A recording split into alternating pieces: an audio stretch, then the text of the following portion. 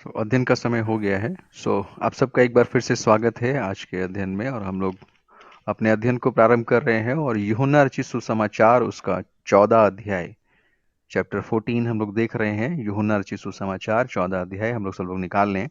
Bible को देख लीजिए। और यहाँ पर जो हम लोग कल बात कर रहे थे वो बात ये चल रही थी, 25 पद से हम पढ़ रहे हैं उसको और थोड़ा सा एक्सप्लेन करते हुए चलेंगे। तो यहाँ पर लिखा है, ये बातें मैंने तुम्हारे साथ रहते हुए तुमसे कहीं, परंतु सहायक अर्थात पवित्र आत्मा जिसे पिता मेरे नाम से भेजेगा, वह तुम्हें सब बातें सिखाएगा और जो कुछ मैंने तुमसे कहा है वह सब तुम्हें स्मरण कराएगा। तो यहाँ पर यीशु मसीह जो हमसे कह रहे हैं कि सहायक, हमको 26 पद में कह रहे हैं कि हमको एक सहायक मिलेगा और वो क्या करेगा, पिता मेरे नाम से भेजेगा। ठीक है, मेरे नाम से भेजेगा। अच्छा, मैं थोड़ा सा आप लोगों से ये पूछना चाह रहा हूँ कि ये मेरे नाम से बहुत आता है, जैसे कि तुम मेरे नाम से मांगोगे तो हो जाएगा मेरे नाम से। तो ये जो मेरे नाम से पिता भेजेगा, इसका सेंस क्या निकल के आता है? आप लोग इसको कैसे देखते हैं? कोई जन जल्दी से बता दीजिए कि जैसे यीशु मसीह कह रहे हैं पिता मेरे नाम से पवित्र आत्मा भेजेगा, तो मेरे नाम से भेजने का मतलब को कैसे लेते हैं आप? बहुत इंपॉर्टेंट बात है, अगर आप लोग इस पे चर्चा करेंगे तो अच्छा रहेगा। क्योंकि लिखा है, अब तक तुमने मेरे नाम से कुछ नहीं मांगा, मेरे नाम से जो कुछ मांगोगे वह पिता की ओर से तुमको मिलेगा। तो ये मेरे नाम से का मतलब क्या है? थोड़ा सा प्रकाश डालिए। तुम्हें सब बातें सिखाएगा और जो कुछ मैंने तुमसे कहा है वह सब तुम्हें स्मरण कराएगा। पवित्र आत्मा जिसे पिता मेरे नाम से भेजेगा। तो आप मेरे नाम से भेजने को क्या समझते हैं? हम भले ही थोड़ा थोड़ा अध्ययन करेंगे, बहुत जल्दी से नहीं भागेंगे। हो सकता है थोड़ा बोरिंग हो जाए, लेकिन मैं चाह रहा हूं कि ये बात आप लोग जरूर बता दीजिए कि मेरे नाम से। जय मसीह की ब्रदर। जय मसीह की बहन। मेरे नाम से मतलब है पिता परमेश्वर के नाम से। नहीं, वो ठीक है, पिता परमेश्वर के नाम से, मेरे नाम से। ये सेंस क्या निकलता है इसका? इसका क्या सेंस निकल रहा है कि मेरे नाम से, है ना? ये इसको कैसे देखते हैं? अगर आप कोई बता दीजिए, कोई जन, तो अच्छा रहेगा। कोई भी जन सहायता करिए। बाइबल आपके हाथ में है, 26 पद आपके हाथ में है, यूहन्ना 14 का 26। थोड़ा बता देंगे तो अच्छा रहेगा। मेरे नाम से भेजने का मतलब क्या है? चलिए इसको थोड़ा सरल करते हैं, ठीक है?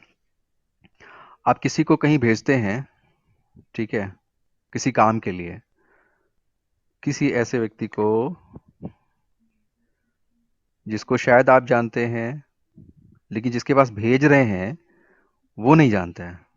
इसको समझिएगा ध्यान से। जिसको भेज रहे हैं उसको आप जानते हैं, लेकिन जिसके पास भेज रहे हैं वो उस व्यक्ति को नहीं जानता। तो आप क्या कहेंगे कि ऐसा करो, तुम उस घर में जाना, उस व्यक्ति के पास जाना और कहना कि मैंने ये चीज मांगी है या ये चीज कही है। सुन रहे हैं ध्यान से? मेरे नाम से मतलब हम निकालने की कोशिश कर रहे हैं। आप लोग वहां पर हैं तो अच्छा रहेगा, सुन रहे हैं अगर ध्यान से, क्योंकि बहुत इंपॉर्टेंट है। क्योंकि यहाँ पर बहुत बार आए हैं, मेरे नाम से, मेरे नाम से, मेरे नाम से मांगोगे, मेरे नाम से हो जाएगा। हेलो हाँ सर, शुभम। इवन जो है वहां पर भी आया है कि जब जो है कहा जाता है कि मेरे नाम से दो या तीन जन जहाँ इकट्ठा होते हैं, इसमें भी हम्म। आया है। यानी कि चर्च जो रियल हाँ। चर्च है उसका ही मतलब निकल करके आएगा। हाँ, बहुत इसमें बहुत कुछ मिल जाएगा आज आपको, बहुत कुछ मिल जाएगा, बहुत कुछ समझ आ जाएगा मेरे नाम से का मतलब क्या है। तो अभी हम थोड़ा थोड़ा समझने की कोशिश कर रहे हैं। मैं जो बता रहा हूँ, अगर आप लोग को लगता है ठीक है तो बताइए, नहीं तो कोई बात नहीं है। इसको हम ऐसे समझ रहे हैं, जैसे यहाँ पर कहा जा रहा है मेरे नाम से, तो आप समझिए इसको। जैसे जब कोई आप किसी को भेजते हैं, आप सुनिए, आप लोग वहां पर हैं तो ध्यान से सुनिए फिर बताइएगा आप। मैं इसको पूरा एक्सप्लेन नहीं करूंगा। अब उसके बाद आप लोग पूरा समझाइए इसको कैसे है। जैसे आप किसी व्यक्ति को जानते हैं और आप उस व्यक्ति को किसी किसी किसी के यहाँ भेजते हैं, और भेजने के बाद उस व्यक्ति से ये कहते हैं कि जाओ, उस घर में जाना या उस व्यक्ति के पास जाना और कहना मैंने ये बात कही है या मैंने ये मांगा है। ठीक है? तो मैसेज कन्वे करने के लिए, तो यहाँ पर आप वो व्यक्ति किसका नाम लगा रहा है?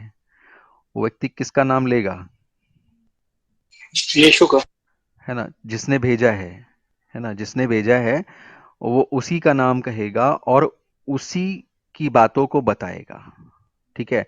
अब ये जो व्यक्ति जा रहा है, अब ध्यान से सुनिएगा, जिस व्यक्ति को आपने भेजा है उसके पास दो ऑप्शन है। या तो वो बिल्कुल वही बात कहे जो बात आपने कही है, या फिर वो अपनी बात भी या शब्दों का हेरफेर भी कर सकता है। तो यहां पर जो हम यहां पर देख रहे हैं कि कहता है कि सहायक अर्थात पवित्र आत्मा जिसे जिसे पिता मेरे नाम से भेजेगा। तो अब समझिए कि पिता मेरे नाम से भेजेगा। तो अब आप बताइए इसको कैसे समझे। हाँ, हेलो। हाँ, हाँ, बताइए। भैया जहाँ तक मीन्स मैं बता रही हूँ, एक्चुअली पता नहीं कि मैं ठीक हूँ।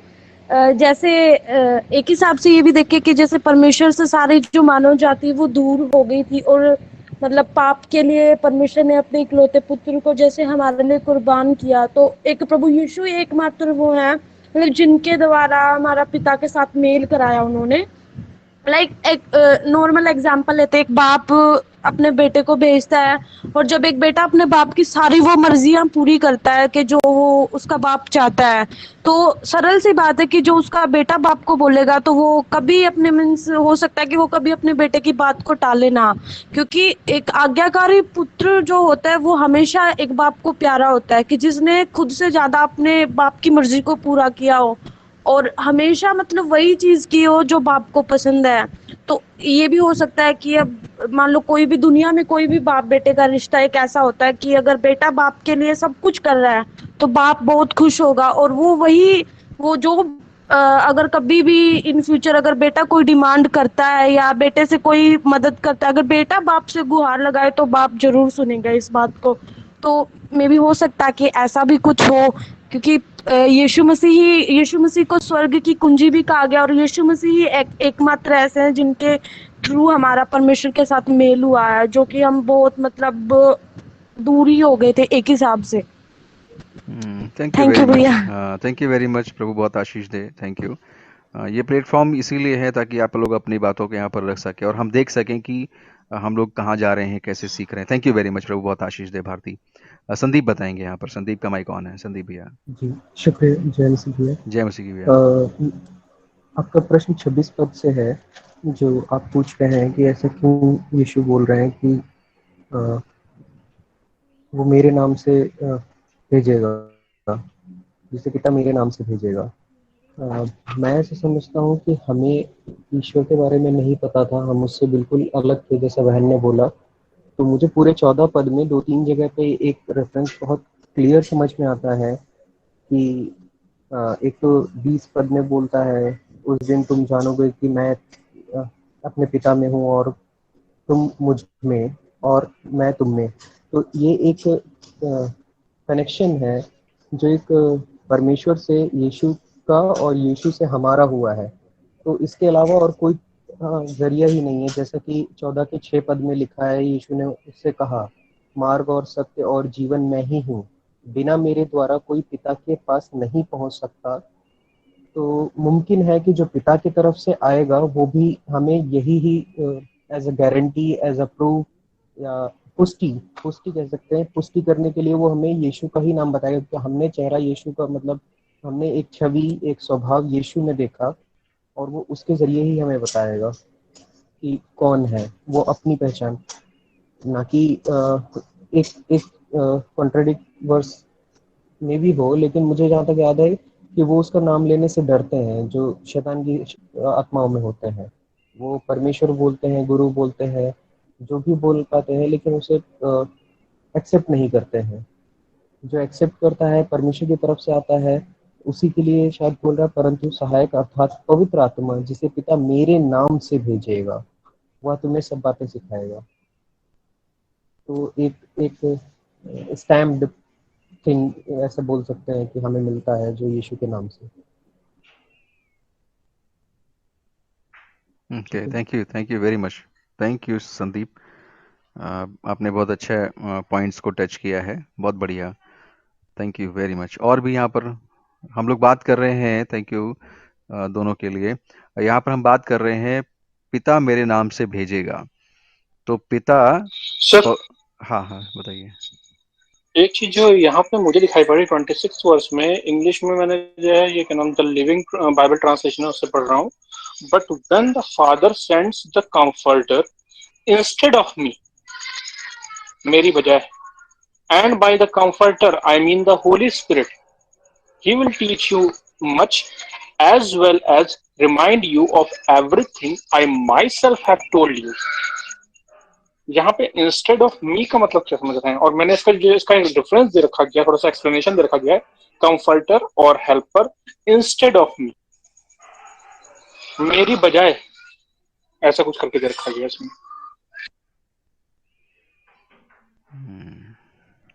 ठीक है, थैंक यू। अभी किसी को और कुछ यहाँ पर कहना है? सहायक अर्थात पवित्र आत्मा जिसे पिता मेरे नाम से भेजेगा। ओके, तो जैसा अभी हम लोग देख रहे हैं, सुन पाए हैं, वो यहाँ पर ये सुन पाए हैं 26 में आप लोगों ने जो बताया है, उसके अकॉर्डिंग हमें लग रहा है कि हमको जैसे अभी पता लगा कि हम यीशु को तो जानते हैं ना, यीशु का नाम सुना है, यीशु मसीह को सुना है। तो जो पवित्र आत्मा आएगा तो वो जो बात करेगा वो यीशु मसीह की ओर से बात करेगा। ठीक है, यीशु मसीह की तरफ से यीशु मसीह की बातों को लेके बताएगा, क्योंकि पिता की जो एक्चुअल इमेज है, जो रियलिटी है, जैसे अभी आप लोग जो बताया है वही मैं बता रहा हूँ, मैं अपनी बात नहीं बता रहा हूँ। आप लोगों ने बिल्कुल सही बताया है कि जो एक्चुअल इमेज और रियलिटी ऑफ गॉड है ना, जो सही परमेश्वर का जो परमेश्वरत्व है, जो सही परमेश्वरत्व है, वो यीशु मसीह है। ठीक है, यीशु मसीह है, और उसको प्रकट करने के लिए, उस परमेश्वरत्व को प्रकट करने के लिए पहले यीशु मसीह शरीर में आए।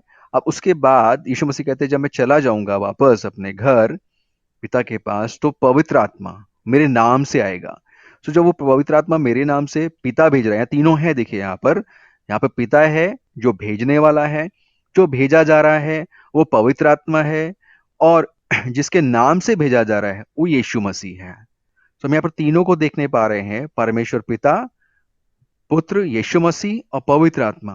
ठीक है, लेकिन काम क्या हो रहा है, ये तीनों का जो निचोड़ आ रहा है, ये एकता, जो यूनिटी यहाँ पर भी दिखाई दे रही है। जब तीनों दिखाई दे रहे हैं, पिता भेज रहा है, पिता अपने नाम से नहीं भेज रहा है कि परमेश्वर अपने नाम से कुछ भेज रहा है, नहीं, उसने एक नाम हमें दिया है, वो है यीशु मसीह। यीशु मसीह नाम हमको दिया गया है, इस संसार में यीशु मसीह नाम दिया गया है, और परमेश्वर जो है वो पवित्र आत्मा को भेज रहा है, यीशु मसीह के नाम से भेज रहा है, और वो पवित्र आत्मा क्या कर रहा है, वो यीशु मसीह की बातें बता रहा है। तो क्योंकि यीशु मसीह की, जैसे मैंने अभी एक एग्जाम्पल दिया था कि किसी को आप भेज रहे हैं किसी के पास, तो जिसको आप भेज रहे हैं वो आपको जानता है, लेकिन जिसको आप भेज रहे हैं वो उसको नहीं जानता जिसके पास आप भेज रहे हैं। तो जब वो सर नेम वाइज बता दीजिए, अच्छा रहेगा, यानी कि नाम लेकर बता दीजिए किसी दो लोगों को या तीन लोगों को संबोधित करते हुए, तो उससे ठीक है। तो शुभम जो है, वो शुभम किसी को भेज रहे हैं संदीप के पास। ठीक है, शुभम किसी को भेज रहे हैं संदीप के पास, और शुभम जो है जिस व्यक्ति को भेज रहे हैं, संदीप उस व्यक्ति को नहीं जानते, लेकिन शुभम उस व्यक्ति को अच्छी तरह से जानते हैं। तो शुभम क्या कर रहे हैं, उस व्यक्ति को भेज रहे हैं संदीप के पास, और भेज रहे हैं यीशु मसीह के नाम से। ठीक है, तो यीशु मसीह के नाम से जब भेज रहे हैं, तो ये जो जा रहा है यीशु मसीह के नाम से बताएगा, जा करके जो भी बताएगा, तो जो इसको बताया जाएगा वही बताएगा यीशु मसीह के नाम से। तो यीशु मसीह के नाम से जब कुछ आ रहा है, तो जो यीशु मसीह ने बोला है, जो कहा है, वो बताएगा आकर के। तो पवित्र आत्मा जो क्या, जैसे यीशु मसीह, देखो आप खूब अच्छे से समझो ध्यान से, जब यीशु मसीह कोई कार्य करते थे, कोई बात करते थे, कुछ बताते थे, तो कहते थे कि मैं ये जो कुछ भी कर रहा हूं पिता की ओर से कर रहा हूं। Listen carefully. ठीक वही चीज यीशु मसीह क्या कर रहे हैं, पवित्र आत्मा के लिए कह रहे हैं कि जो ये पवित्र आत्मा है, पिता भेज रहा है, इसमें पुत्र भी है, और ये पवित्र आत्मा क्या कर रहा है कि वो सारी बातें बता रहा है। तो यानी कि ये जो लिखा है वो अपनी ओर से कुछ नहीं कहेगा, पवित्र आत्मा के विषय में लिखा है अपनी ओर से कुछ नहीं कहेगा। और यीशु मसीह भी यही बात कहते थे कि मैं जो कुछ भी कहता हूं अपनी ओर से नहीं कहता हूं। तो आप समझते जाइए कि there is no difference between Christ, there is no difference between Holy Spirit and Christ, and between the God and Holy Spirit and Christ. ये तीनों एक ही है, पूरा अच्छे से समझ लीजिए इसको, क्योंकि कोई इसमें मतभेद या किसी प्रकार की जो यूनिटी से हटकर कोई बात हो तो बिल्कुल नहीं नजर आती कहीं पर भी, क्योंकि लिखा है वो मेरी बातें लेकर तुमको बताएगा। और यीशु मसीह अपने विषय में क्या कहते हैं? मैं परमेश्वर की ओर से बोल रहा हूं, ठीक है। और परमेश्वर क्या कर रहा है? पवित्र आत्मा को भेज रहा है। किसके नाम से भेज रहा है? यीशु मसीह के नाम से भेज रहा है। क्यों? क्योंकि हम यीशु मसीह को जानते हैं, ठीक है। तो ऐसे समझना है पूरा अच्छे तरीके से कि मेरे नाम से जो भेजा जा रहा है, यानी कि यीशु मसीह की तरफ से, यीशु मसीह की ओर से, यीशु मसीह की बातें को बताने के लिए भेज रहा है। और कौन भेज रहा है? परमेश्वर भेज रहा है। किसको भेज रहा है? पवित्र आत्मा को भेज रहा है। तो क्या करेगा वो? हमको आकर के यीशु मसीह की बातें, अब यीशु मसीह की बातें क्यों बताएगा? सुन लीजिए, पिता की बातें क्यों नहीं बताएगा? कुछ लोग ऐसे भी कह सकते हैं कि क्यों परमेश्वर ने ऐसा क्यों नहीं किया कि भाई मैं अपने नाम से पवित्र आत्मा को भेज रहा हूं, है ना। हालांकि इसमें कोई बुरी बात नहीं, अगर ऐसा लिख दिया है तो इसमें कोई बुरी बात नहीं है। क्यों? यीशु मसीह के नाम से इसलिए क्योंकि यीशु मसीह ही वो प्रथम सीढ़ी है जो हमको परमेश्वर की तरफ लेकर जाती है। क्योंकि पवित्र आत्मा क्या करेगा? हमको कायल करेगा। पवित्र आत्मा क्या करेगा? हमारे मन को फेरने में हमारी सहायता करेगा। पवित्र आत्मा क्या करेगा? हमको संसार का रियलिटी को दिखाएगा। पवित्र आत्मा क्या करेगा? हमको हमारी रियलिटी को दिखाएगा कि हम कहां पर हैं। और जब पवित्र आत्मा सत्य को प्रकट करेगा, क्योंकि वो सत्य का आत्मा है, संसार ग्रहण नहीं कर सकता, तो क्या करेगा? सारी सच्चाई को हम पर प्रकट करेगा। अब हमारे पास ये ऑप्शन होता है कि हम क्या ग्रहण करते हैं। हम सच्चाई को ग्रहण करते हैं या झूठ में बने रहते हैं। जैसे कि हम लोग पाते हैं कि उन्होंने ज्योति जगत में आई और मनुष्यों ने ज्योति को ग्रहण नहीं किया क्योंकि उनके काम बुरे थे। तो जो अंधकार में रहता है वो ज्योति को ग्रहण नहीं करता। ऐसा ना उसके कामों पर दोष लगाया जाए। तो यहां पर बहुत अच्छी तरीके से इस बात को खूब अच्छी तरीके से समझते चलिए कि पवित्र आत्मा करता क्या है। पवित्र आत्मा कायल करता है, पवित्र आत्मा सहायता करता है, और ये सब कुछ जो हो रहा है वो परमेश्वर, यीशु मसीह की और होली स्पिरिट की यूनिटी के साथ हो रहा है। It is in the unity of Christ, God and Holy spirit, है ना। इसलिए बाइबल कहती है परमेश्वर का राज्य सिर्फ बातों में नहीं है वरन सामर्थ्य में है। तो ये पवित्र आत्मा क्या करेगा? हमको सत्यता को प्रकट करेगा। पवित्र आत्मा क्या करेगा? हमारी सहायता करेगा ताकि हम उन बातों की तरफ ध्यान दे सकें जो सच्ची हैं, जो जीवित हैं, और जिनको ग्रहण करने के बाद हम हमेशा के लिए जीवित रहेंगे। और हमेशा के लिए जीवित वही रह सकता है जो जिसके पास यीशु है। अब जिसके पास यीशु है यानी कि वो सच्चाई में चल रहा है। सच्चाई में कौन चल रहा है? जो जो परमेश्वर के पुत्र में चल रहा है, यीशु मसीह में चल रहा है, जो वचन पे चल रहा है, जो वचन के साथ जुड़ा हुआ है, जिसकी जिंदगी वचन से है, जिसकी जिंदगी परमेश्वर से है, संसार से नहीं है, जिसकी खुशी परमेश्वर से है, जिसका आनंद परमेश्वर से है, जिसकी शांति परमेश्वर से है, जिसका जीवन परमेश्वर से है। और ये है मित्रों, ये बिल्कुल है ऐसा, ठीक है। तो आप प्रार्थना क्या करोगे? अभी प्रार्थना क्या करोगे? अभी अपने मन में प्रार्थना कर सकते हैं, परमेश्वर मुझे सच्चाई की जिंदगी चाहिए, है ना। मुझे जिंदगी, जो सच की जिंदगी है, मुझे यही जो सहायक पिता परमेश्वर आपने भेजा है। ऐसे ऐसे बात कर सकते हैं आप। मैंने किया है इसलिए मैं आपको बता रहा हूं। आप ऐसे ही बात कर सकते हैं जब आप ये बाइबल पढ़ रहे हैं, जब 26 वचन पढ़ रहे हैं, तो आप परमेश्वर से ऐसे कह सकते हैं, पिता परमेश्वर ये जो सहायक आप भेज रहे हैं, 26 पद में पढ़ रहा हूँ कि पवित्र आत्मा जिसे पिता मेरे नाम से भेजेगा वह तुम्हें सब बातें सिखाएगा। प्रभु मैं सीखना चाहता हूँ। How wonderful it is. प्रभु मुझे ये बातें सीखनी है। 26 पद देख लीजिए, मैं आपको बता रहा हूँ ऐसे करना है आपको। प्रभु, कुछ लोग कहते हैं ना कैसे करें, शुरुआत कैसे करें, कहाँ जाएं, कहाँ प्रार्थना करें, कैसे करें। तो ये वचन आपके सामने खुला हुआ रखा है। आप ऐसे ही सीधा सीधा बोल सकते हैं, परमेश्वर ये सहायक मुझे चाहिए, है ना। इस सहायक जब ये आएगा तो ये सब बातें तुम्हें बताएगा। जैसे कुछ लोग कहते हैं हम कैसे जाने परमेश्वर के वचन की बातें, कैसे जाने परमेश्वर के विषय में, कैसे जाने। तो यीशु मसीह में यहाँ पर साफ बता रहे हैं कि वो पवित्र आत्मा तुमको सिखाएगा, समझाएगा। और हम अपने इस ग्रुप में भी आप लोग को यही बातें तो कहते हैं कि हमें पवित्र आत्मा सिखाएगा। और इससे अच्छा सच्चा गुरु, सच्चा सच्चा जो गुरु है वो कहाँ मिलेगा, है ना। संसार का गुरु क्या करेगा? मिसलीड करेगा, मिसगाइड करेगा, है ना, धोखा देगा, है ना। हमको क्या करेगा? नष्ट करेगा, घात करेगा, है ना। हमको छल से फंसा लेगा, अपने लाभ के लिए, हमारे लिए लिखा है लाभ के लिए बहुत सी बातें गढ़ लेंगे, है ना, ताकि वो आपसे आपको आपको आपको आपके से आपका फायदा उठा सके। लेकिन ये पवित्र आत्मा आपका फायदा नहीं उठाएगा। याद रखिए मित्रों, मैं आपको जो बता रहा हूँ बिल्कुल क्लियर बता रहा हूँ। अगर आप पवित्र आत्मा पर निर्भर हैं, आप परमेश्वर पर निर्भर हैं, तो आप छले नहीं जाएंगे, धोखे में नहीं रहेंगे। लेकिन मनुष्य पर विश्वास करेंगे, मनुष्यों पर विश्वास करेंगे, धोखे में रहेंगे। इंसानों पर विश्वास करेंगे, धोखे में रहेंगे, धोखा खाएंगे आप। ये 100% तय है, ठीक है। तो सब तुम्हें, यहाँ पे लिखा है, जो कुछ मैंने तुमसे कहा है वह सब तुम्हें स्मरण कराएगा। वो तुम्हें स्मरण भी कराएगा।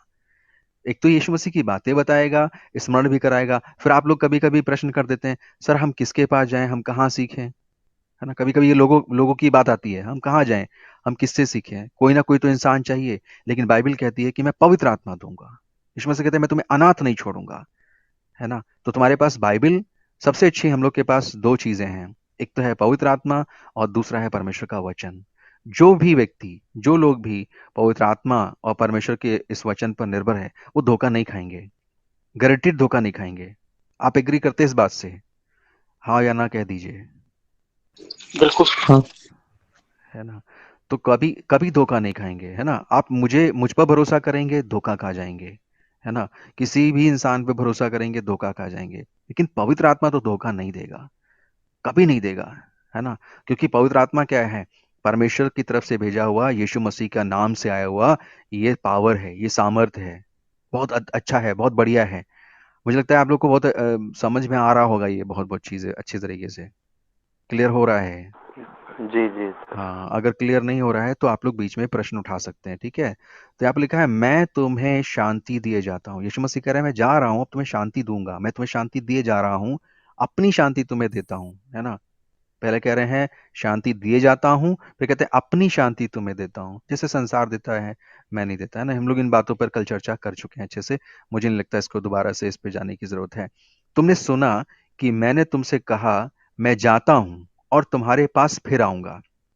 तो यीशु मसीह कह रहे हैं, तुमने सुना कि मैंने तुमसे कहा। मैं 28 पद पढ़ रहा हूँ, कृपया आप लोग अपने वचन को निकाल के ज़रूर अपने बाइबल हाथ पे रखिए, हार्ड कॉपी रखिए बाइबल का। यूहन्ना 14 का, यूहन्ना 14 का 28।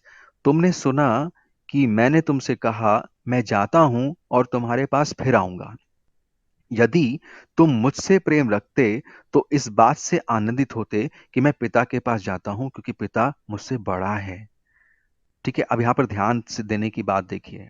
अब यहाँ पर आप लोग को थोड़ा-सा बात करने की ज़रूरत है, क्योंकि इन वचनों के को लेकर के बहुत से लोग हम लोग को थोड़ा-थोड़ा इधर-उधर करने की कोशिश करते हैं, गड़बड़ करने की कोशिश करते हैं ना। कुछ एक वचन को पकड़ लेते हैं, एक पद को पकड़ करके उस पर लिखा है शब्दों पर तर्क-वितर्क नहीं करना चाहिए। बाइबल कहती है शब्दों पर तर्क-वितर्क ना करें, क्योंकि इससे क्या होता है, सुनने वाले बिगड़ जाते हैं। है ना? तो यहाँ पर क्या है, तुमने सुना कि मैंने तुमसे कहा, मैं जाता हूँ। तो और यीशु मसीह कहे, तुम्हारे पास फिर आऊँगा। यदि तुम मुझसे प्रेम रखते तो इस बात से आनंदित हो कि मैं पिता के पास चला। तो प्रभु यीशु मसीह कह रहे हैं, ये तुम्हारा आनंद का समय होना चाहिए। जैसे मैं कभी-कभी कहता हूँ ना, जब हमारे बीच से हमारा कोई विश्वासी भाई जाता है ना, जो प्रभु पे पक्का विश्वास करने वाले हैं ना, यहाँ से जाते हैं, कूच करते हैं, तो ये हमें आनंद का समय है।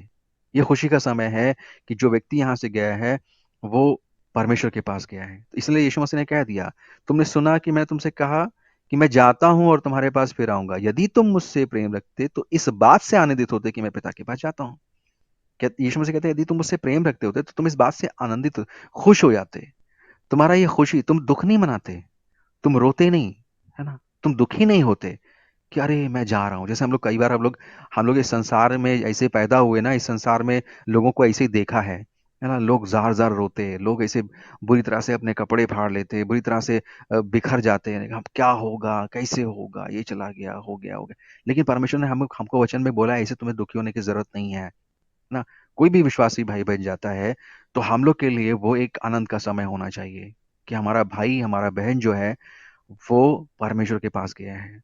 और जो लोग रह गए हैं, उनकी चिंता परमेश्वर पहले भी कर रहा था और उनकी चिंता उस व्यक्ति के जाने के बाद भी परमेश्वर ही करेगा। है ना? आप मेरी बात को अगर ना माने तो आप बीच में रोक दीजिएगा, ठीक है? क्योंकि हम लोग सोच लेते हैं कि मैं अपने परिवार को मैं पाल रहा हूँ। हम लोग सोच लेते हैं कि मैं अपने परिवार की देखभाल मैं कर रहा हूँ, लेकिन इन रियल परिवार को पालना परमेश्वर की, और जो निर्भर है परमेश्वर पर, वही इन बातों की सच्चाई को, इसकी सामर्थ्य को समझ पाएगा प्रियो। जो संसार पर निर्भर है वो बिल्कुल नहीं समझ पाएगा। मैं आपको ये भी बता दे रहा हूँ, जो मैं बात बोल रहा हूँ, ये सिर्फ इन बातों की सामर्थ्य को, इन बातों की ताकत को सिर्फ वही समझ सकता है जो परमेश्वर पर निर्भर है। लेकिन जो संसार पर निर्भर है वो कहेगा, अरे आपको क्या पता सर, है ना?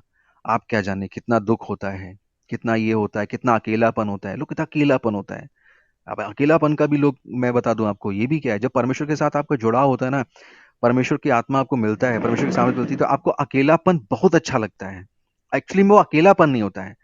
एक्चुअल में जब आप आत्मा में होते हैं, परमेश्वर की सामर्थ्य में होते हैं, परमेश्वर के नया जीवन प्राप्त किए हुए व्यक्ति होते हैं, तो आपको अकेला और भीड़ वाला कोई मतलब ही नहीं है। आपको बहुत आनंद आता है क्योंकि परमेश्वर आपको अपने सैटिस्फैक्शन से, अपने आनंद से, अपनी सामर्थ्य से, अपनी कुवत से आपको भरपूरी का जीवन मिल जाता है, कंप्लीट जीवन मिल जाता है। अब इट डजंट मैटर कि पति है या पत्नी है या नहीं है, पत्नी है या पति है नहीं, इसका कोई मतलब नहीं है। है तो बहुत अच्छा है तो बहुत अच्छा है, और नहीं है तो कोई बात नहीं है। क्यों? क्योंकि मेरी भरपूरी का कारण, मेरे आनंद, मेरे सुख का कारण मेरा परमेश्वर है ना। लिखा है, जैसे कल हम लोगों ने हबक्कुक में पढ़ा ना, कि चाहे अंगूर की दाखलताओं में अंगूर लगे या ना लगे, भेड़शालाओं में भेड़ हो या ना हो, लेकिन मेरा जीवन, मेरा जीव जो है वो परमेश्वर के कारण आनंदित आनंदित है। ये सिचुएशन सबकी होनी चाहिए प्रियो। जो वचन हम बोल रहे हैं ये सच्चाई के वचन है प्रियो। हम आपको यहाँ पर लाग लपेट करके बात नहीं बताएंगे। हम यहाँ पर आपको फालतू की ऐसे इंकरेजमेंट की स्पीच नहीं देंगे जिसका कोई सच्चाई से मतलब ना हो, क्योंकि सच्चाई यही है जो हम बता रहे हैं, सत्य यही है। इसलिए प्रभु यीशु मसीह साहब का है, प्रथम प्रेम, जो प्रेम है वो तुम्हारा सिर्फ मुझसे ही होना चाहिए। लिखा है, तू अपने परमेश्वर से कितना प्रेम करना है? अपनी सारी शक्ति से, अपनी सारी बुद्धि से, अपनी क्या क्या है, चार चीजें हैं, कोई कोई बता सकता है? चार। सामर्थ्य से सामर्थ्य से, बुद्धि से, और सारे मन, सारे सारे, प्राण, सारी बुद्धि और सारी शक्ति से। शक्ति। हाँ हाँ। मन, प्राण, बुद्धि और शक्ति, ये चारों चीजें। तो अब ये सब कुछ जब परमेश्वर को समर्पित कर दिया तो परमेश्वर कंप्लीट कर देगा। अब यही बातें आपको किसको सिखानी है? पति अगर सुन रहा है तो पत्नी को सिखानी है, पत्नी सुन रही है तो पति को सिखानी है, और पति पत्नी सुन रहे हैं तो बच्चों को सिखानी है, और बच्चे सुन रहे हैं तो यही तो है, सबको, पूरे परिवार को ये बात पता होनी चाहिए। अपने बच्चों के कान में एक बात फूंक दीजिए, अपनी पत्नी के कान में ये बात बता दीजिए कि मेरी मैं हूं मैं हूं ठीक है, लेकिन परमेश्वर पहले है, परमेश्वर पहले है, क्योंकि वही संभालेगा। क्योंकि प्रियो, हमें कल का कोई पता नहीं है ना। हमें कल के अगले क्षण का कोई पता नहीं है, कौन रहेगा कौन नहीं रहेगा, क्योंकि ये दुनिया अनिश्चित है। जो सच्चाई है वो यही है। कोई कहे कि मैं सदैव रहने वाला हूं, ऐसा नहीं है ना। कोई कहते हैं कि मैं तुमसे बहुत प्यार करता हूं, यहाँ पर कोई से ही प्यार नहीं करता, प्यार परमेश्वर ही करता है, क्योंकि वही, हम उसी के पास रहेंगे सदैव के लिए, हमेशा के लिए। सच्चा प्रेम वहीं से आता है। बाकी सब तो ये ऐसे हम लोग बोल देते हैं कि भाई मैं प्यार करता हूँ। आप प्यार करते हैं, अच्छी बात है। अपने बच्चों से प्यार करते हैं, पत्नी से प्यार करते हैं, पति से प्यार करते हैं, भाई बहनों से प्यार करते हैं, अच्छा है। लेकिन सबसे बड़ा जो प्रेम और जो सच्चाई का प्रेम है वो परमेश्वर का प्रेम है।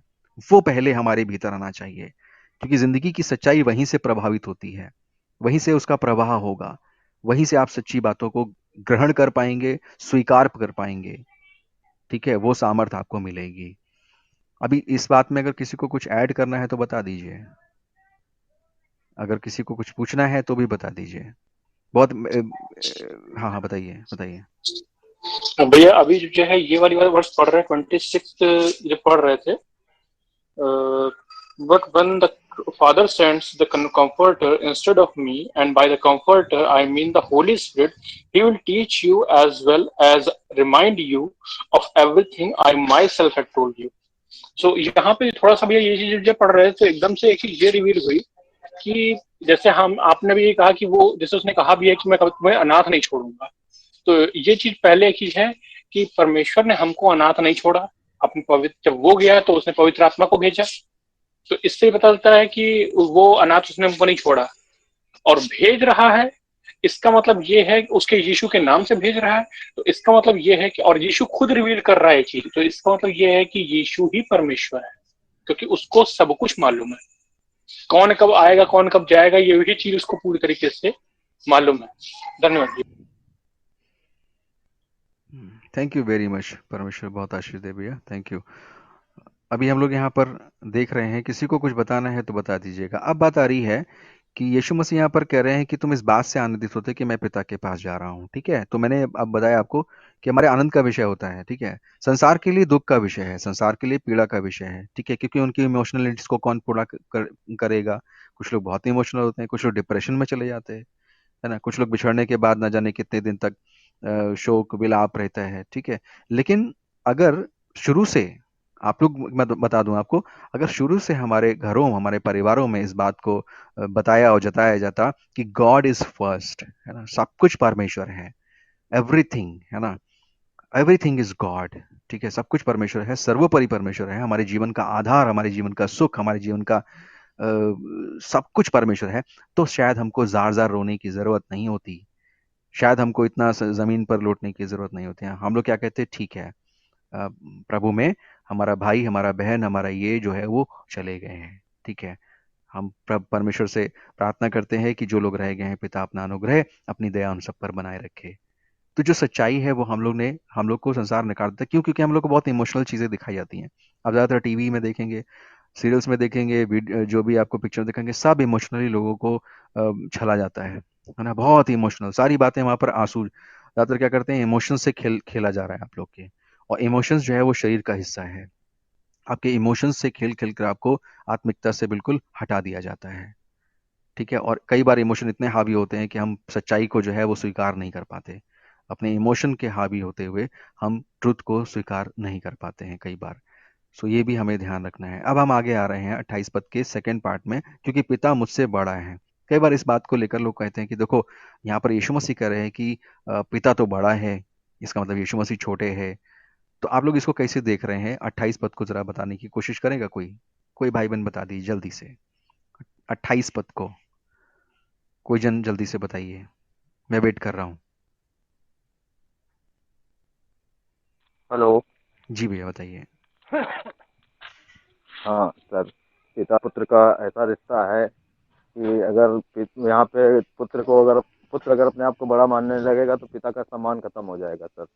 तो हमारे लिए तो पिता ही बड़ा है, लेकिन हाँ, सबसे बड़ा मेरा पिता प्रभु यीशु मसीह है। इसीलिए और प्रभु यीशु मसीह के लिए पिता परमेश्वर उनके लिए बड़े हैं। तो ये हमें एक आज्ञा दी जा रही है कि पिता का आदर करो। धन्यवाद सर। ओके, यहाँ पर यह आज्ञा दी जा रही है कि पिता का आदर करो, ठीक है? थैंक यू वेरी मच भैया। और कोई जन यहाँ पर बता सकता है जल्दी से, यहाँ पर यीशु मसीह का ये कथन क्या हमें बता रहा है? क्या यीशु मसीह से इस बात से कन्वे करना चाह रहे हैं कि पिता मुझसे बड़ा है? इस बात से क्या कन्वे करना चाह रहे हैं?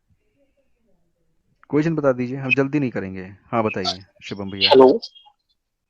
भैया, जब जो है इसका थोड़ा सा मैं देख रहा था तो अचानक से शायद मेरे ख्याल से शायद शब्दों में मैं इसको बयान ना कर पाऊँ उतना क्लियरली, लेकिन जो मैं बताने की कोशिश कर रहा हूँ उसको थोड़ा समझने की कोशिश करिएगा।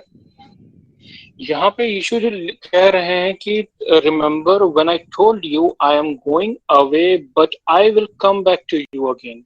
If you really love me, if you really love me, you will be very happy for me.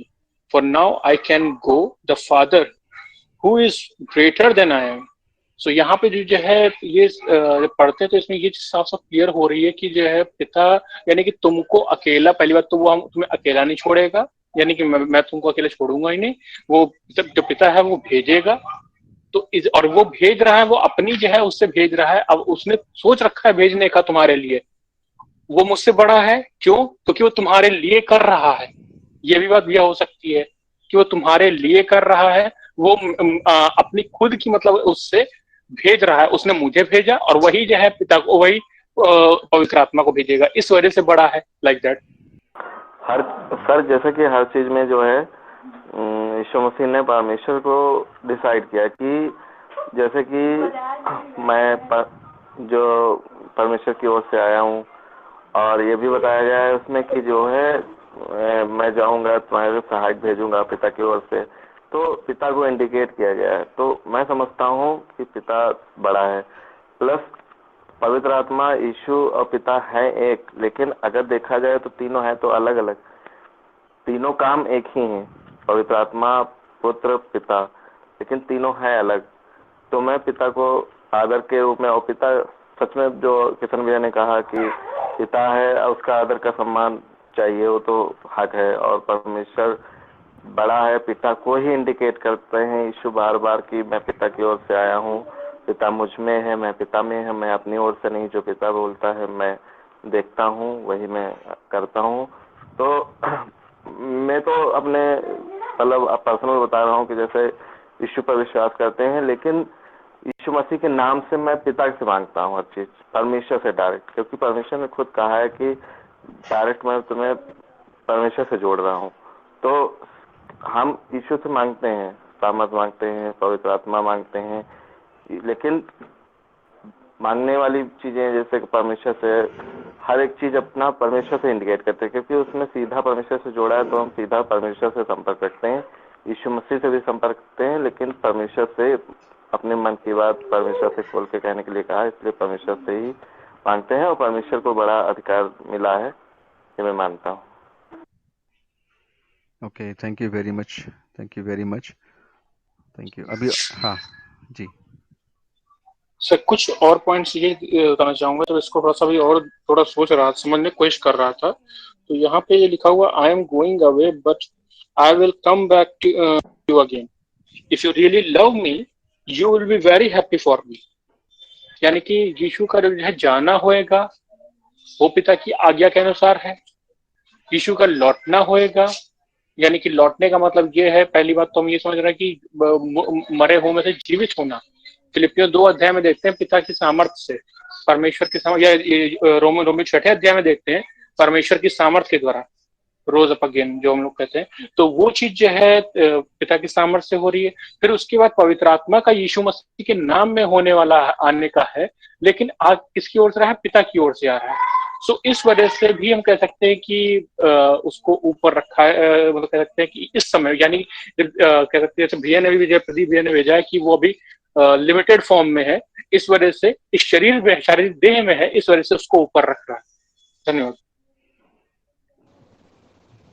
Hello जी जी जी जी, भैया, इसमें ये भी हो सकता है, कंफर्म नहीं हूँ, बट ये जहाँ तक मुझे लगा, ये भी हो सकता है कि यहाँ पे यीशु मसीह जो है वो ये दिखाना चाहते हैं, जो अपने चेलों को बोल रहे हैं कि अगर तुम मुझसे प्रेम करते हो तो तुम इस बात से खुश होते, मतलब कि मैं जाता हूँ, कि यहाँ पे वो दिखाना चाहते हैं कि परमेश्वर से बढ़ के कुछ भी नहीं है।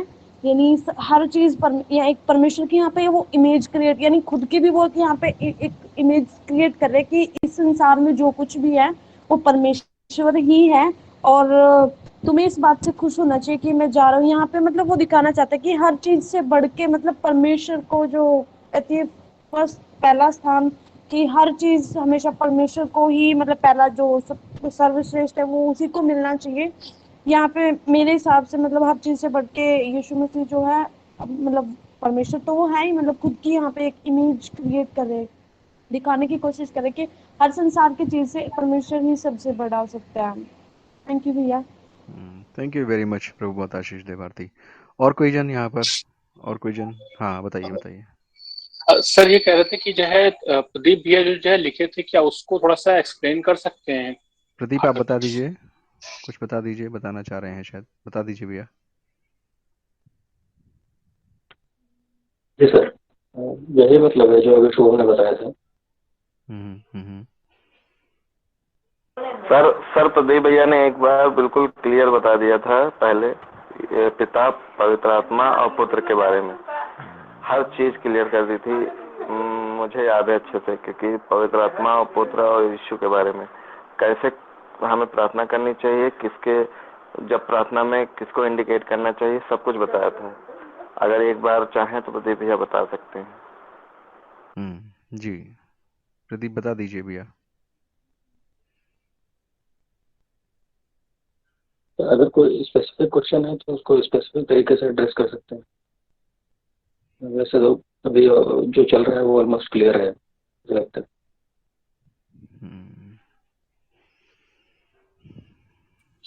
राहुल भी आप व्यू दे सकते हैं प्लीज।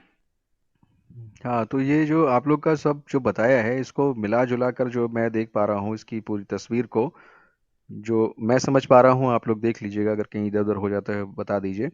क्योंकि जैसा ये अभी हम लोग ने मैसेज भी पढ़ा यहाँ पर चैट बॉक्स में कि एक लिमिटेड फॉर्म में है, असली में जाना कहाँ है? यीशु मसीह कह रहे हैं जो रियलिटी है मनुष्य की, वो जाना कहाँ है? मैं जा रहा हूँ पिता के पास, ठीक है, मैं जा रहा हूँ पिता के, और सबको वहीं जाना है।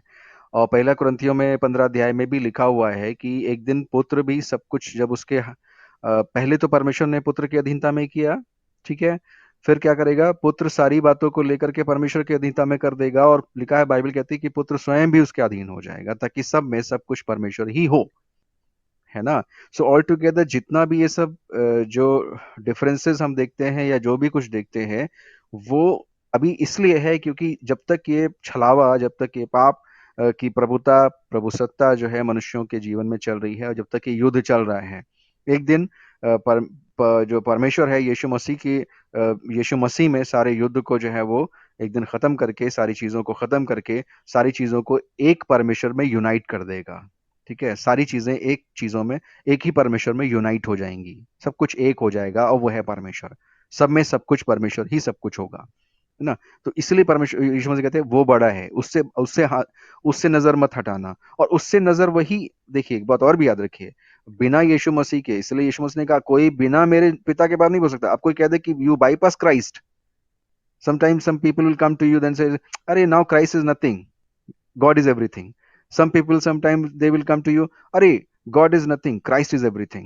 Some people come to you then, अरे God and Christ is nothing, Holy Spirit is everything. ये सब गलत भ्रांत शिक्षा, सब गड़बड़ शिक्षा। ठीक है, तो जब भी कोई किसी को ज्यादा इंपॉर्टेंस देने की कुछ करता है, कुछ कुछ जो लिखा है हम वही बात मानते हैं, हम बाहर नहीं जाते। पवित्र आत्मा हमें जो सिखा रहा है हम वही वही समझ रखते हैं, उससे अधिक जो लिखे हुए से आगे बढ़ जाता है वो अपनी इच्छा पूरी करता है। तो हमें हमें लिखे हुए, बाइबल कहती है लिखे हुए से आगे मत बढ़ना।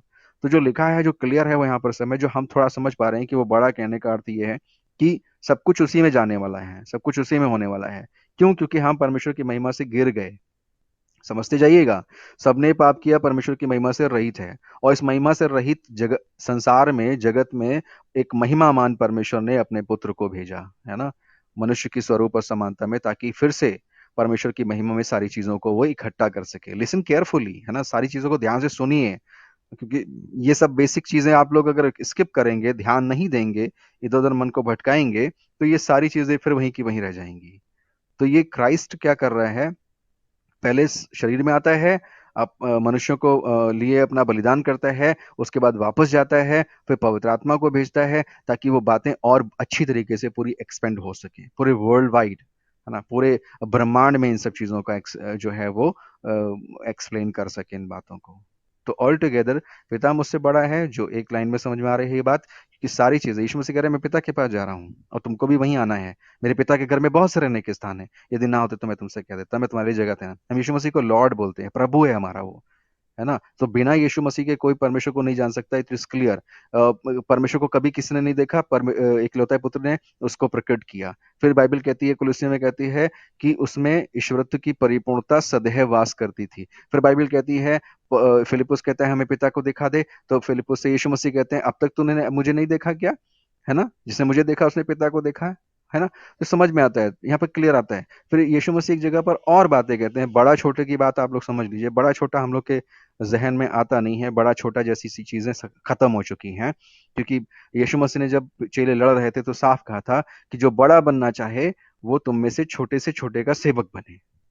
तो बड़प्पन का यहाँ पर कोई अधिकार या अधिकार की ऐसी कोई बात है ही नहीं, है ना। और बाइबल प्रभु यीशु मसीह साफ कहते हैं सारा अधिकार मुझे दिया गया है, स्वर्ग और पृथ्वी का सारा अधिकार मुझे दिया गया है। जाओ सारी जातियों के लोगों को चेला बनाओ, उनको पिता पुत्र पवित्र आत्मा के नाम से बपतिस्मा दो। तो ये कोई लड़ाई ही नहीं है, बड़ा कौन है, ये कोई लड़ाई नहीं है, बड़ा कौन है इसकी कोई बात ही नहीं है। ठीक है, सब कुछ पुत्र क्या कर रहे हैं, सारी चीजों को समेट रहे हैं। पुत्र क्या कर रहे हैं, जो चीजें बिगड़ गई थी उनको वापस उसके फॉर्म में ला करके फिर से हमें उस नई पृथ्वी नए आकाश में हमको बसा देगा जहां के लिए परमेश्वर ने हमको क्रिएट किया था। ठीक है, वो है उसकी महिमा में हम लोग को वापस ले जाने का।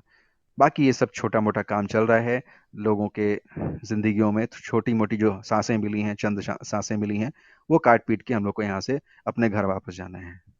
That is the right and perfect place for us, है ना, वो ही समझ में आती है। और किसी को अगर कुछ कहना है जल्दी से बता दीजिए, और अगर नहीं तो आज हम 31 तक 31 तक हम लोग इसको पूरा कर लेंगे। मैं पढ़ देता हूँ, उसके बाद आप लोग जोड़ते रहिएगा इसमें क्या क्या बातें हैं, बताते रहिएगा। आप लोग अगर कुछ बात समझ में नहीं आती है तो बताते रहिएगा। 29 पद में कहता है, और मैंने अब इसके होने से पहले तुमसे कह दिया है कि जब वह हो जाए तो तुम विश्वास करो। तो यीशु मसीह कह रहे हैं देखो मैंने सब कुछ पहले ही तुमको बता दिया है, ये मत सोचो कि कोई बातें तुमसे छिपी हैं।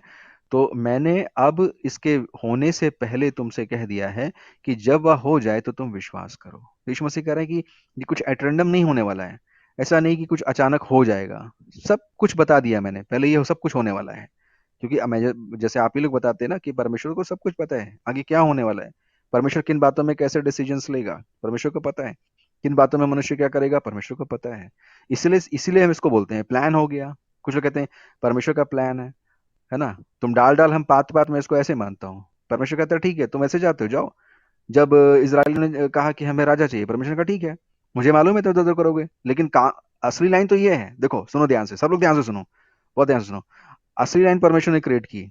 हमारे साथ प्रॉब्लम है कि हम दूसरी लाइन पकड़ना चाहते हैं। परमेश्वर कहता है गो अहेड, क्योंकि आना तो तुम्हें असलियत में है, इसलिए कहता है मार्ग सत्य जीवन में ही हूँ।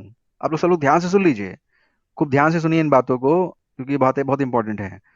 परमेश्वर ने एक लाइन बनाया कि ठीक है ये है तुम्हारा सच्चा लाइफ, सच्ची जिंदगी। हमने क्या किया, हमने कहा नहीं थोड़ा सा इधर हटेंगे, है ना, थोड़ा अपना मन लगाएंगे, अपनी बुद्धि लगाएंगे, अपनी तरह से भी कुछ करने की कोशिश करेंगे। परमेश्वर का गो अहेड, बोला ठीक है जाओ।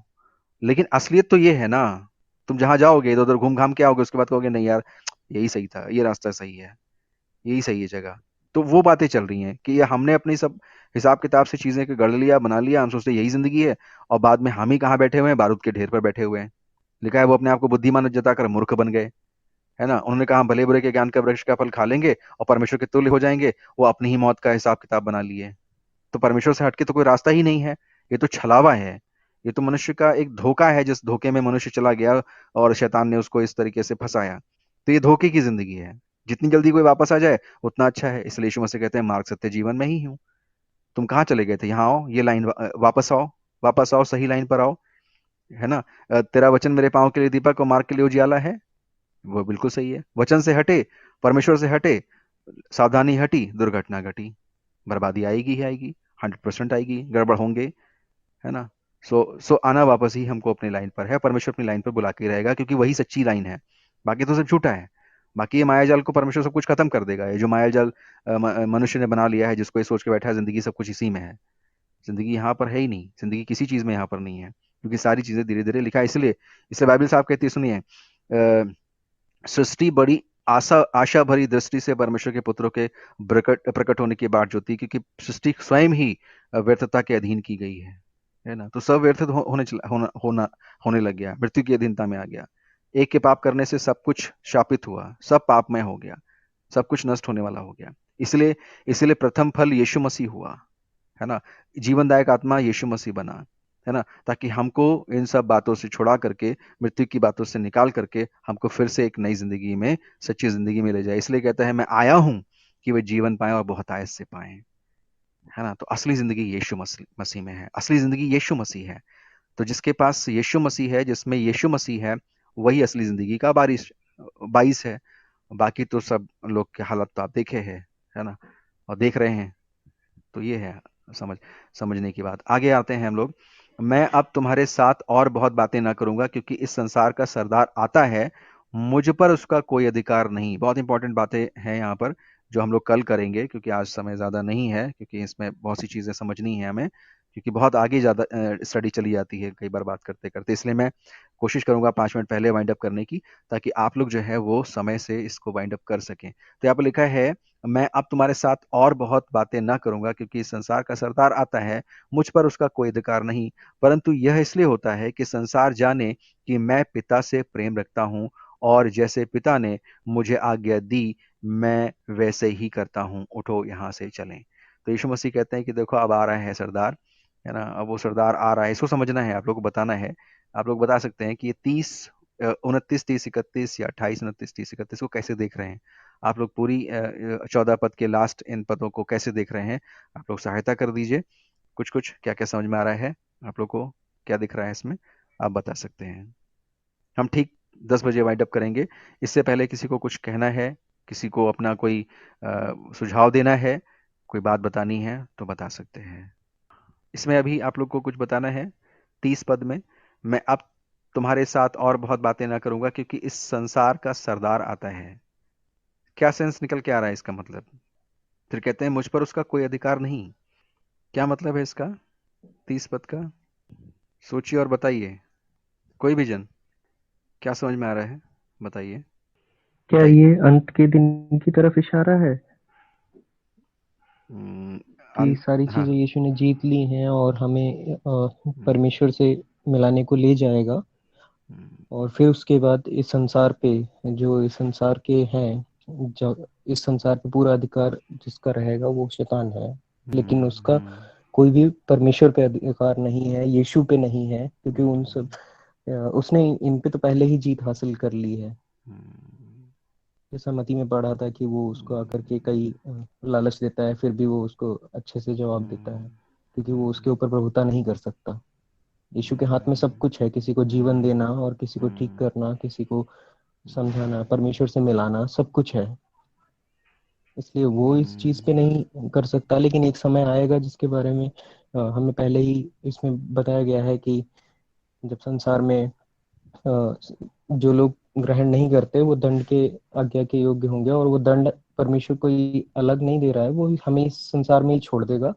इस संसार के जो सरदार हैं उनके हाथों में सौंप देगा, जिसके यहाँ सिर्फ मारना काटना और रोना पीटना, नर्क के अलावा और कुछ नहीं है उसके हाथ में। भैया एक प्रश्न यहाँ पर उठा है। थैंक यू संदीप, प्रभु आशीष दे। हाँ शुभम बताइए भैया। प्रश्न भी ये उठ रहा है कि जो है और अधिक समय तक मैं तुम्हारे साथ ये बातें नहीं करूंगा, क्योंकि इस जगह तो संसार शासक आता है। तो शासक के आने से यीशु के ना बात करने का क्या तात्पर्य है?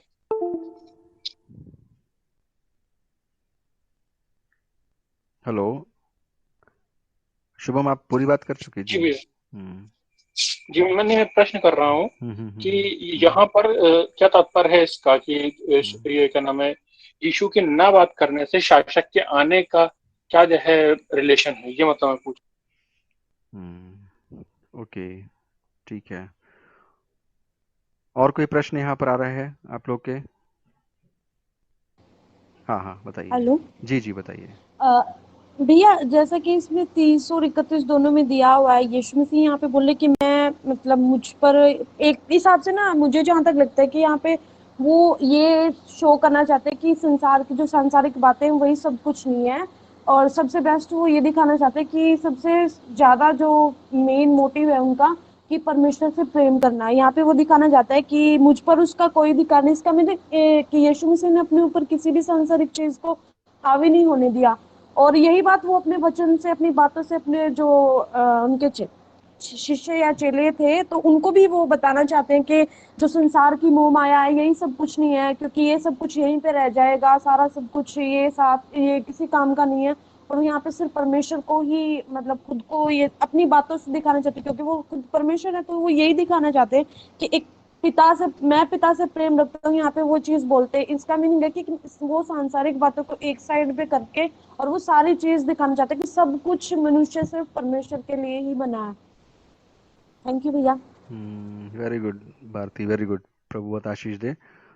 भारती की बात से मुझे एक चीज़ और समझ में आ रही है जो उन्होंने बोली अभी कि ये मोह माया है, संसार है। ये तो सभी कहते हैं ना, क्या साथ लाए थे क्या ले जाएंगे, है ना। लेकिन इतना बोलने के बावजूद भी आदमी फंसा है इसमें। मैंने इसको इसको ऐसे देखा है कि इसीलिए हर एक मनुष्य को यीशु मसीह के जैसा जीवन की आवश्यकता है, यीशु मसीह का जीवन की आवश्यकता है, ताकि वो इस बात को ग्रहण कर सके। मानता तो है, जानता तो है कि सब मोह माया है, क्या साथ लाए थे क्या ले जाएंगे, सब जानता है कि एक दिन जैसे ही इसमें से सांस निकली, ये मेरा ये मेरा ये मेरा ये मेरा, जितनी ये लिस्ट बना के बैठा है, द मोमेंट ये मेरा मेरा करने वाला जमीन में पड़ा होगा और चार लोग उठा करके इसको ले जा रहे होंगे, वो सारी चीजें जिसके लिए लड़ रहा है वो मर जाए, उसके लिए जो है वो मर चुकेगा। लेकिन इन सब बातों को एक्सेप्ट करने के लिए मालूम है यीशु मसीह की आवश्यकता है। आज मैं आप लोग को एक बात करके खत्म कर रहा हूँ।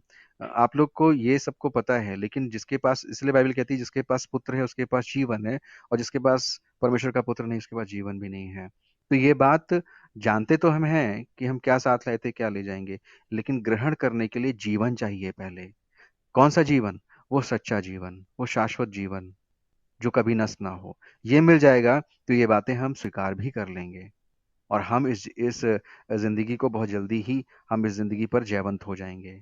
जैसे यीशु मसीह ने कहा मेरे पे अधिकार नहीं आता है, मेरे पे अधिकार इसलिए नहीं आता है क्योंकि मैं जानता हूँ ये सब कुछ बेकार की चीजें हैं, इसका कोई मतलब नहीं है, क्योंकि यीशु मसीह स्वयं जीवन है।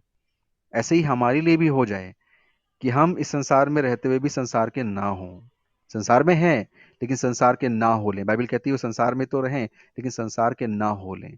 तो ऐसा तभी संभव है जब हमको वो जीवन मिल जाए। समझ लीजिए ध्यान से क्योंकि जब वो जीवन मिल जाएगा तो आप खुद ब खुद कहेंगे, अरे जैसे एक बच्चा है, ध्यान से सुनिएगा, लास्ट का एग्जांपल देके खत्म कर रहा हूँ। एक बच्चा है, किसी चीज को बहुत बुरी तरह से पकड़ के बैठा हुआ है, ठीक है, और उसको बिल्कुल अपना मान रहा है, आप उसे लेने की कोशिश कर रहे हैं, वो कहेगा नहीं नहीं नहीं, मैं नहीं दूंगा, उसको ऐसा लग रहा है कि यही मेरी, ये सबसे बड़ी मेरी खुशी है, यही सब कुछ है मेरे लिए, और वो बिल्कुल दबा करके बैठा हुआ है। तो आप सोचते हैं मैं क्या करूं, कैसे इससे इसको छुड़ाऊं। तो आप क्या करेंगे, आप उससे कुछ बेहतर चीज ला के देंगे, या तो फिर आप छीन ही लीजिए, फिर उसको एकदम ऐसे करके मार पीट के या कुछ भी करके गुस्सा करके, लेकिन आप क्या करेंगे, उससे एक बेहतर चीज को दिखाएंगे कि देखो ये असली तो ये है बेटा, वो कहाँ लेकर बैठे हो। तो वो छोड़ देगा, वो छोड़ देगा। अच्छा हाँ ये, ओहो। तो यही चीज पवित्र आत्मा करता है प्रियो, यही परमेश्वर करना चाहता है कि जिस झूठी चीज को हम गले लगाकर बैठे हुए हैं, जिस झूठी जिंदगी को हम जिंदगी मान के बैठे हुए हैं, इससे हम छूट करके असली जिंदगी को प्राप्त कर लें, और जब वो असली मिल जाएगी तो ये छूट जाएगी। तब पता लग जाएगा सही से कि क्या साथ लाए थे, क्या ले जाएंगे। क्योंकि जब तक जिंदगी मिल ना जाए तब तक यही रहेगा, सब यही हमारा रहेगा। लोग आखिरी सांसें लेते लेते भी मुकदमे लड़ते रहते हैं, है ना। क्यों लड़ते रहते हैं, क्योंकि शाश्वत जिंदगी मिली नहीं। क्यों लड़ते रहते हैं, यीशु मिला नहीं। यीशु क्या है, जिंदगी है। सुन लीजिए ध्यान से, यीशु जिंदगी है। यीशु वो लंबे बाल वाला आदमी नहीं है जो लाल कपड़ा का पटका डाले हुए सफेद चोंगा पहने हुए है। यीशु जिंदगी है, यीशु सत्य है, यीशु मार्ग है। ये बात हम लोग को भी पता होनी चाहिए, और ये बात सबको बतानी है। सो इन्हीं शब्दों के साथ परमेश्वर आप सबको बहुत आशीष दे। अभी शुभम का प्रश्न जो है वो बाकी है, 2 पद हमारे आखिरी बाकी हैं, इन पर चर्चा हमारी बाकी है। आप लोग और अध्ययन कीजिए, चिंतन कीजिए, मनन कीजिए, इन बातों पर मनन चिंतन कीजिए, छोड़िए नहीं। ये अध्ययन 1 घंटे का नहीं होना चाहिए। आपका पूरा चिंतन करना, परमेश्वर के वचन का चिंतन करना आपका आनंद और सुख ना बन जाए, तब तक मजा नहीं आने वाला है। ठीक है, ऐसा करना है। तो सभी को परमेश्वर बहुत आशीष दे।